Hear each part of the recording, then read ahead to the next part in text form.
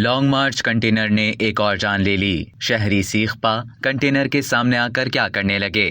PTI के long मार्च में एक और मासूम की जान चली गई। हलाकतों की तादाद 3 हो गई। विफाकी हुकूमत ने कहा कि खूनी मार्च चलता जा रहा है। गुजरावाला पिंडी बाईपास पर पीटीआई कंटेनर के साथ टकराने के बायस मोटरसाइकिल सवार 14 साल लड़का जा बहा, जबकि 13 साल बच्चा शदीद जख्मी हुआ। पीटीआई का कंटेनर गलत सिमत पर तेज रफ्तारी से जा रहा था। कंटेनर से टकराने पर 14 साल मोटरसाइकिल सवार की मौत पर शहरी सीखपा हो गए। शहरियों ने रोड बंद करके घड़ी चोर के नारे लगाने शुरू कर दिए। इमरान खान के प्रोटोकॉल के बायस एम्बुलेंस भी ताखीर से पहुंची। इस अफसोसनाक हादसे की वीडियो भी सोशल मीडिया पर वायरल हो गई, जिस पर मुस्लिम लीग नून की नायब सदर मरियम नवाज और Maroof senior anchor person Hamid Mir और दीगर लोगों की जानिब से अफसोस का इजहार किया गया। मरियम औरंगजेब ने इस हादसे पर रद्द-ए-अमल देते हुए कहा कि खूनी मार्च चलता जा रहा है, मासूम जानें जाती जा रही हैं। तहरीक इंसाफ के लॉन्ग मार्च के दौरान इससे कबल खातून सहाफी सदफ नईम भी कंटेनर तले आकर जाँ बहाक हो गई थी।